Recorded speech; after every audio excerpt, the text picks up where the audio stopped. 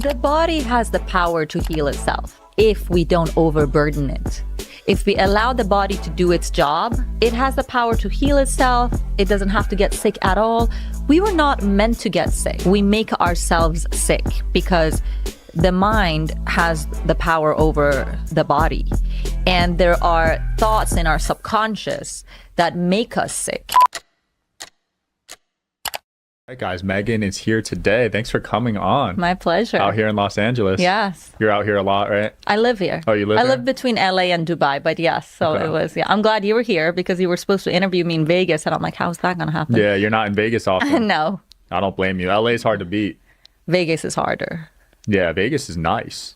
Really? Yeah. I can only do Vegas for 24 hours max. What? Like 23 hours. I got to be gone by the 24th hour. Wow. Yeah. You're like disgusted by it. it's just, I am very sensitive to energy, right? And Vegas is just full of energy. People, everywhere you go, like there's a lot of crowds. And yeah, I am sensitive Wow. to So you're other people's spiritual. energy. There's 2,000 deaths a year on the Vegas Strip. Really? So you're probably feeling all the negative energy. Yes, I do. There's a lot of Yes, I didn't even know that. yeah. Okay. There's every day because people gamble and then jump off or kill themselves. I think for me, the energy that bothers me about Vegas is there's a whole industry around women really using their sexuality to create income. And that energy feels heavy on my heart because I feel like it comes from lack of self-worth. Yeah. Because I feel like in the end of the day, no woman would like to showcase her beautiful bare body for money unless it's out of survival, right? So I feel like I'm meeting a lot of people who are on survival and women are my weakness. So that is what is hard for me to watch. That's definitely in Vegas, but that's also just OnlyFans too, right? All the online girls as well. Yeah, like I can't even. I decided to block that thing exists. You know. Wow. Yes. I've never seen a woman with such a strong stance against it. Yes. It's interesting to me. Yes, and it's not against it. It's as a woman, the deeper I went into my own spiritual journey, I realized that a woman's body is a temple. And don't get me wrong. I was on the cover of Maxim magazine in my lingerie on Sunset Boulevard on a billboard. Okay. So I've been there. And the entertainment industry makes you want to look sexy and attractive and appealing to men, right?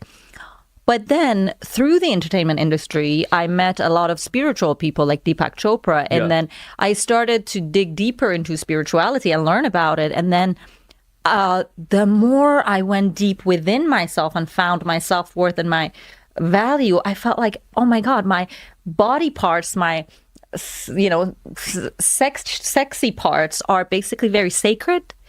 It's a woman's womb is the closest to God because it has the ability to create another human being, which is something that only God can do. So women are the conduit between the earthly realm and God. And when you realize that, you start to become more protective of your own body and your energy and who you allow in your energetic aura. Right. And then I realized that all of the women and girls that I see that are using their bodies to make money in a sexual way, they are all suffering from lack of self-worth. And I've been there.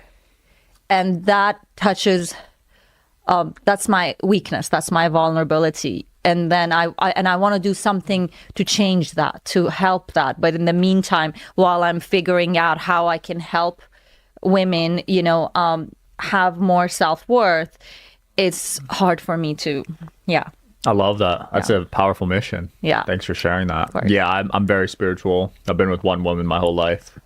Wow. So that's super sacred for me, like the physical stuff. I love it. Yeah. I love but that. that's a rare thing for someone in my situation. We were talking about it earlier. I see a lot of my friends, chasing girls and just hookup culture. It's pretty common in people in their 20s and college and stuff. I think if you think about it, in every religion or every spiritual platform, there is a specific emphasis on sex. And I was wondering why. It's because intimacy is about exchanging energy. When two people are intimate with one another, they are getting each other's energy. They're transferring the energy from one to the other, and therefore they're transferring the blocks they have, any darkness they're having, any bad karmas they're having, their generational traumas they're having. And when you see people going from one person to another one, it's like too much pollution. Yeah. You have a mixture of all these energies, and then people are not even living in their own energies. Like everybody you see outside, the energy they're carrying is a mixture of the energy of all the people they have been intimate with. And therefore you see a lot of people in mental distress, and they're not even feeling good, and they don't even know if those feelings are theirs, if the thoughts are theirs, or if it's something they've picked up from another person they were intimate with. Wow. Because, there's people that have slept with hundreds of people. And they're carrying hundreds of blocks, karmas, negative karmas, and negative energies that all of those 100 people had. Wow. Yeah. Yeah, that's scary. They don't think about that when they're out there sleeping around. Yeah. So every time you are physically intimate with someone, think of it as if they're carrying a black rock, and you're basically grabbing their black rock and putting it on your own shoulders. If you keep doing that with 100 people, after a while, you're going to be buried under 100 different black rocks. I could see it. My friend got some Reiki healing done, and he's in the adult industry, so he slept with a lot of women, but there was 8 souls that came up. Wow. Those 8 souls were 8 deceased people that he slept with in the past. Wow. Isn't that crazy? So the energy stays with you, even when they pass. Like it just latches onto your body. Correct. It's so crazy. I got some Reiki healing done last week. How was it? It was cool. Have you ever tried it? I've never done Reiki. Really? Yes. I loved it. Yeah? I was really sore after. He didn't even touch me anywhere, and I was sore. Oh, wow. That's how I knew it worked. Wow. That's incredible. Yeah. That's incredible. Well, here's the thing. It sounds like you have a lovely woman that you've been with for 7 years.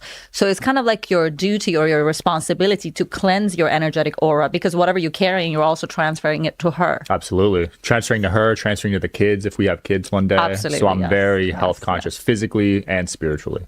Love that. Yeah. We need more men like you. Well, a lot of men focus on the physical, right? Like being physically healthy, working out and stuff, but they neglect the spiritual side. Yes. And some even think you're crazy for talking about it. Well, let's say I agree. I still do come across people who think I'm like woo-woo to be talking about the spiritual world. But here's the thing. I feel like in the new earth, we have no choice but to transcend to the spiritual realm. Because otherwise, the material world is becoming so dense and so stressful, starting from the pandemic, that it's almost unbearable to not understand the world of spirituality, and to understand that we are in the world but not like of the world. So I think that's why this podcast is so valuable, because we want for all the people out there who think that we are out of our minds to talk about spirituality, to just become a little more curious, to look deeper into it, and to learn about it scientifically. We have credible scientists like Dr. Deepak Chopra, Dr. Joe Dispenza. And then if you look into their works, it's all about quantum physics and proving that spirituality and energy, they do exist. Right. Yeah, it's becoming more accepted now. Yes. Yeah, it was definitely woo-woo growing up to even... I remember talking about astral projection in high school, and I would get bullied. Oh my, how did you know about astral projection in high school? I just stumbled across it, and I was on the track and field team when we were on a run. I told everyone about it. They all laughed at me, you know. Wow. Were your parents spiritual? No, I didn't even tell them. I was ashamed to tell them. And then you just stumbled upon like some what? It was a YouTube video about it. It might have been a Joe Rogan episode or something, because a lot of people speak the truth on Joe Rogan. But yeah, it was so frowned upon back then.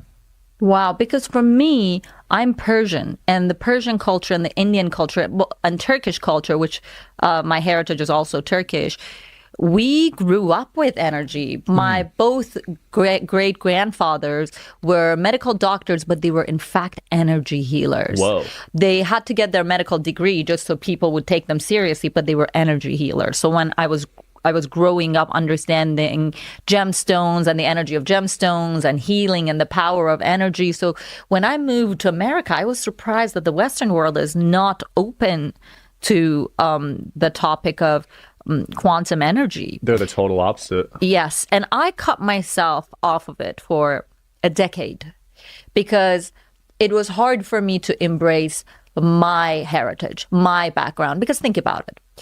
I moved to America like maybe 5-6 years after 9/11 happened. I don't remember how many years after, but it was after 9/11.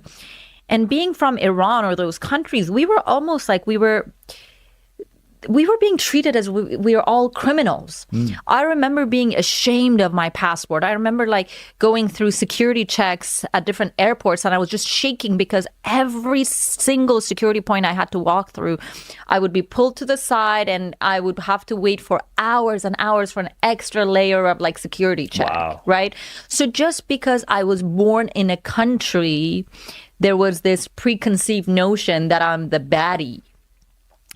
And when I first moved to America, I didn't want to be the baddie anymore. I wanted to walk into every room and just be treated as who I am without where I'm from, what my country represents, what the government in my country represents. Like, why do I have to carry that baggage, right? Yeah. So I cut myself off of my roots, which was the field of energy, which was the world of spirituality, which was the East, the beautiful Eastern world, the ancient Persian civilization and Indian civilization and Turkish civilization. And those were the 10 years where I was the Maxim girl. And I was just any girl. And I realized that by wanting to cut myself off my roots, I just became any and every girl. I was no longer me. And then after 10 years, I realized that it's okay to carry a baggage that belongs to me versus no baggage but not belonging to anywhere. Wow. What a story. Yeah, it's cool to see the mindset of yourself because you see these cover girls and you don't know what they're going through, right? Yeah. A lot of them are fighting some insecurities and trauma growing up. Yeah. And wow, it's really impressive what you've been through. For Thank real. you. Yeah, I gravitate towards the Eastern medicine stuff, the holistic stuff. I try not to take pills. I was on Xanax for a little bit. Had a near-death experience with withdrawal, had a seizure. Oh, wow. So I try to heal as naturally as possible these days. Wonderful. I love that. Yeah. Good. I mean, Western medicine is great for like if you need a surgery or got in a car accident, but not for preventing disease and all that. Well, the body has the power to heal itself if we don't overburden it. If we allow the body to do its job, it has the power to heal itself. It doesn't have to get sick at all. We were not meant to get sick. As the great Dolores Cannon, who is a pioneer in the field of quantum physics, she always says, we are not supposed to get sick. We make ourselves sick because the mind has the power over the body. And there are thoughts in our subconscious that make us sick. And I am living proof of that. For those 10 years that I was cut off my roots, I was suffering from a severe immune system disorder where my immune system was inactive, meaning that if I were to catch any cold or any bacteria, my immune system wouldn't protect me and I would be sick for months on antibiotics, on different injections, immunoglobulin injections. So I spent 10 years of my life dealing with that issue, right? From one doctor to another. And there were these injections that I had to take every 2 weeks. And when I met Dr. Deepak Chopra and he started talking about mind over body and then reading about how we're not supposed to get sick, I decided to go to India and study at an ashram and really immerse myself into the world of meditation, which I was not into at all. So I went to the ashram and we started mantra chanting. And mantra chanting, the way it works is raises your energy frequency. And when you raise your energy frequency to a level where there's only health, all the diseases, they go away. Wow. And the mantra chanting that was being done by all the monks at the ashram raised my energy frequency to a level that I had a full out-of-body experience. I was able to tap into my subconscious mind. And I don't know if I say I felt it, I heard it. I saw that in my subconscious mind, I am saying to myself that I can't protect myself. And therefore, my immune system is listening to that thought in my subconscious mind, and my immune system is not protecting me because the body has no choice but to obey the mind. And when you tap into your subconscious, you also have the ability to rewire your subconscious. So right there and then I'm like, oh my God, so this was it? No. I'm totally capable of protecting myself. And in that very moment, I knew my immune system was healed. Wow. Once the ritual was done, which was now 2 years ago, so I stopped all medications. I have not been sick once. Totally healthy. I have my blood test results that it shows the before and after, and the immune system component that wasn't active before is now fully active. Beautiful. Yes. All from mantra chanting.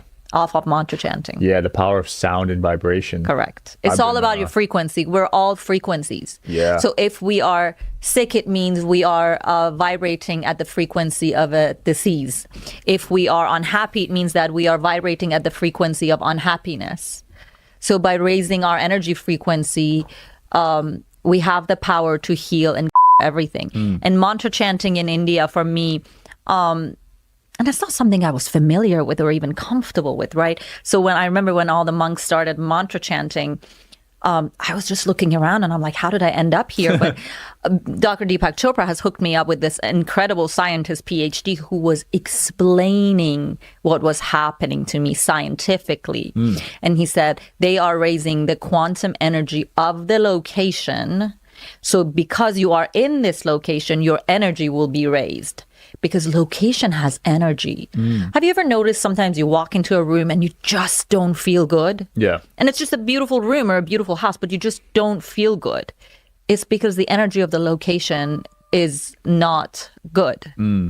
Or the frequency of the location is low. Yeah, I never thought of it like that. But you're right, though. When I walk into like a powerful church, it feels different. Yes. Yeah, that's so cool. So you got to be. That's why energy has to be protected. Like when I went to this ashram, I remember going through one tunnel after another, and the priest was just unlocking one door after another, and I'm like, what? Where are we going? And they're like, we're protecting the energy. And once I stepped into the place, I understood it because I stepped in and I felt the lightest I've ever felt in my whole life. And the same thing applies to people. Sometimes you meet someone and they're lovely and they're nice, but you feel their heaviness, right? And when I was at the ashram and I understood the importance of maintaining the energy frequency of a location and being protective of your living space, your office space, or wherever it is, making sure the energy frequency of the place, you keep it high, then I understood how important it is for me to keep the energy frequency of my body high by protecting my body. And if I'm allowing anyone's energy close to me or into my aura, I have to make sure that they're vibrating at the same level as I'm vibrating, which goes back to people who are okay with casual hookups. While I'm not here to give any advice, I would like to raise awareness that getting close to people and getting intimate with people is not just about physical pleasure. It's about combining energies. So pick who you want to combine energies with. Great advice. Well said. What are some other ways to protect your energy in your environment as well? I do mantra chanting. And I do daily meditations. I work with fantastic energy healers to cleanse my aura. I am in the PR industry, right? So I meet many people every day. A lot of stress, right? Sometimes I come home and I feel a certain heaviness or a certain thought that I know it's not mine. And then I know immediately, oh, I picked it up from somebody else. Yeah. This was their thought. This was their emotion. And then I just like how you shower at the end of every day. You have to do the same thing with your energy. Energy hygiene is very important. Like you wake up in the morning, you go out, you get pollution, you get dust, and you get dirty, and you have to wash yourself. Same thing applies to the energy. So every night when I take a shower, I imagine a white light coming all the way from my crown chakra all the way down to my root chakra and cleansing my aura and giving all the heavy energies, negative energies, whether they're mine or somebody else's, to up above the creator and down to the earth. I love that. Yeah, people don't think about energy cleansing. Yeah, it's very important. Very important. Energy hygiene. Yeah, I can, having done 1,200 interviews now, I could pick up on people's fields now, I think. Yes. So you have to do energy like cleanse every night. Yeah, because I'm meeting a lot of people as well. Energy hygiene is more important than physical hygiene. Really? Yes, absolutely. Because your energy, so basically the way it works, that we have 4 bodies: the spiritual body, the mental body, the emotional body, and the physical body, right? And it goes from the spiritual body down to the physical body. So your spiritual body is what dictates to your mental body. Mm-hmm. Your mental body dictates to your emotional body, and your emotional body dictates to your physical body. So you got to cleanse the spiritual body so everything else is cleansed. Wow, so that's like the top of the funnel. Correct. Interesting. Yeah, I think mental is tied to physical for sure. Yes. Yeah, I think what you said earlier about manifesting disease, I think it starts in the mind. Yes. I've seen it so many times. It happened with me. I used to get sick every month, similar to you. And my spiritual health wasn't good at the time. Correct. And there must have been a subconscious belief that was not allowing you to vibrate at a high frequency. Yeah. And you were matching the frequency of disease, which is in fact dis-ease, meaning that's something that is taking away your ease. Yup. And now I have been sick in 2 years. Wow. Been listening to binaural beats. Wow, Yeah, amazing. high frequency music. I stopped listening to hip hop and rap. Yeah. Very, very aware of what I listen to these days because there's frequencies in a lot of music. Absolutely. And the people power of words. Right. Words have energy. When you listen to a song, the lyrics, what lyrics are you listening to? Whatever it is that you're listening to, whatever gets into your ear becomes your reality. Yup. So. Yeah, be very careful. That's why even television and Netflix and stuff, I'm kind of picky with that. We got to be careful what we listen to. We become what we listen to. Absolutely. Are you still modeling? Yes, I am, but it comes from a different place. This time is not about my self-worth. In the past, I was modeling to feel good enough about myself because I had this understanding that if I'm being picked as a model, it means I'm beautiful. And if they like me, it means I'm attractive. Now it comes from, if I believe in a product and I would like to raise awareness about it, and I like the energy behind it, I would love to share that message. Now it comes to my purpose, because my purpose is all about my throat chakra. It's speaking. I am a microphone for the messages coming from above. And I have to be very protective of that, because if I don't do my job right, and if I use this microphone for anything that is not for my highest good, it will take away my happiness. Right. So right now, if I model and when I model, it's not because I need to get anyone's approval. It's because I want to use my microphone to raise awareness about something I believe in. That's a unique spot to be in as a model. I feel like most of them do it for that physical nature, right? But I hope that changes soon. I hope no girl ever models to get validation from the outside. I hope no girl would want to be a model because she is suffering from lack of self-worth. I hope every girl who is a model is doing it because they would like to raise awareness about what they believe in, not because they need somebody else's approval on their beauty or the fact that they look great. A lot of girls measure their value on that, though, right? Their physical beauty. Yes. So we need to change that narrative. Yes. In general, us women as a collective psyche, we inherited the lack of self-worth issue that we're all dealing with in different levels. And my mission is to help change that narrative. I've personally been through it. I know how it feels. And it's been a long journey for me to find my self-worth. And I know the before and after. I love it. The same way that I saw the before and after on my blood test results for my immune system. I know the before and after of having self-worth versus not having self-worth. So yeah, I'd like to change that. That's my mission. Yeah, it's a great feeling just being authentic, right? Going to bed at night knowing you're yourself. You're not putting on a show. Yeah. Yes. And it's so interesting. Still at times I have to remind myself, am I being authentic or am I putting on a mask? And most of the times I have to stop myself from wanting to put the mask on. I'm just so conditioned to have the mask that I have to actively just pull it off. As soon as I'm about to put it on, I'm like, no, we're not going with the mask. It doesn't feel good. Yeah. Yeah. I can relate to that too. Yeah. I feel for these women, man. They're getting physical procedures done because they're insecure. Yeah. Right. And they're spending tons of money. Yes. And it's like never ending. Once you start getting one, you get more. Yes. Yes. I like the natural beauty. The more I'm talking to men and I'm interviewing men, I'm understanding that men actually do like natural beauty.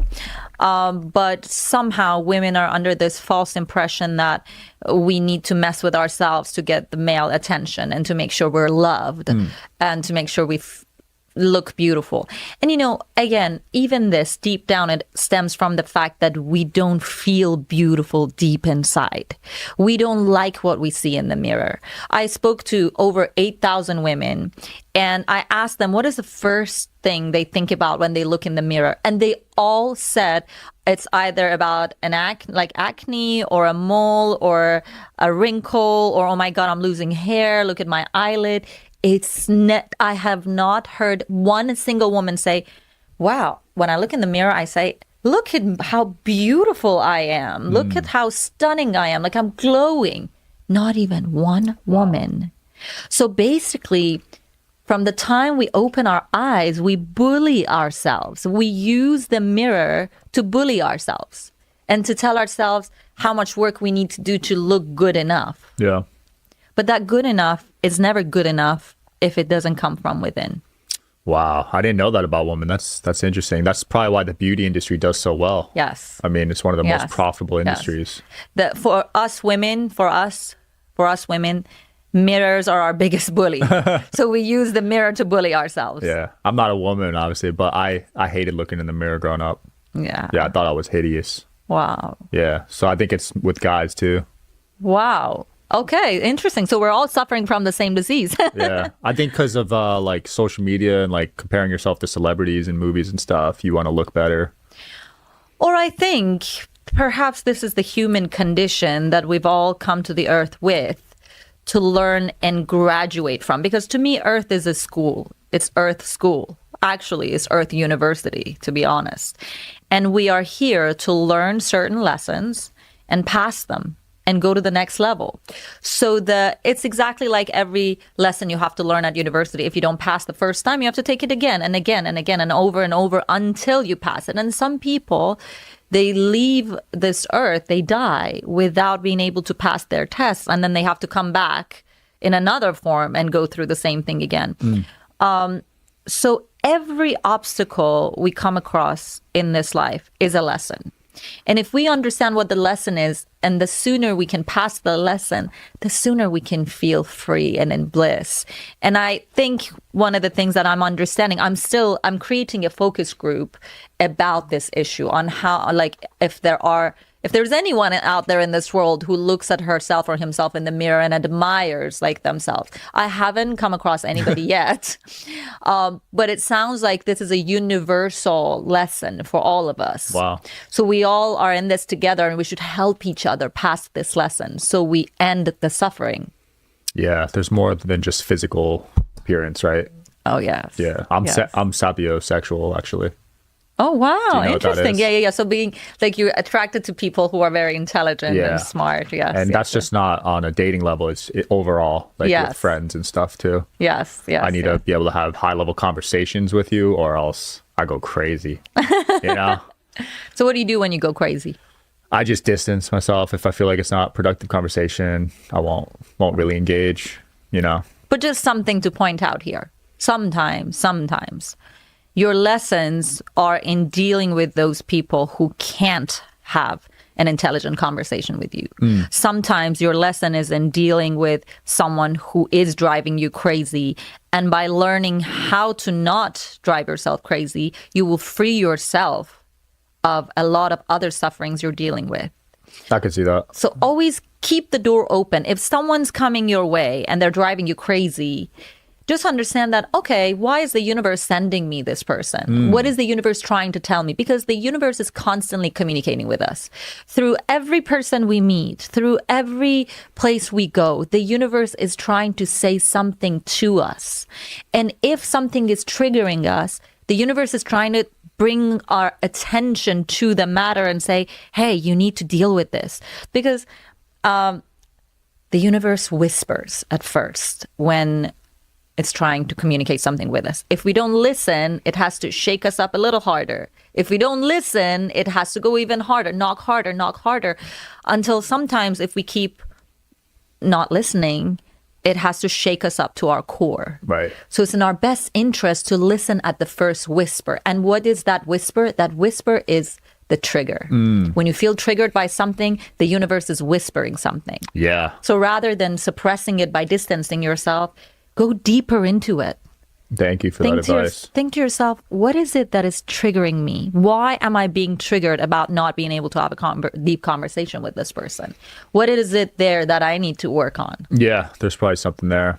Yeah, like you said, though, some people, it takes a near-death experience before they realize what the universe is trying to tell them. Yes. You know, and then they start changing things. Yes. But I'd like to get to that before, you know. But I see that with a lot of people. I've had on a lot of people that have had near-death experiences and then they'll turn their life around. Yes. Yes. Or like a death in the family or something. Correct. Yeah. What are you working on next? Well, at the moment, my most exciting project is Mind Valley, a platform. It's the largest personal development platform globally. And it's all about creating courses to help humanity. And I'm very proud to be a part of this project and to help humanity. And we are hosting an event in Dubai, January 10th to 12th called Future Human Dubai, which is going to be all about understanding AI, understanding how to be a conscious parent, how to be a conscious lover, how to be a conscious entrepreneur. And it's all about elevating human consciousness, but as a festival. So we are celebrating the fact that that humanity is elevating its consciousness level. And I'm very excited about it. So I'm working on that.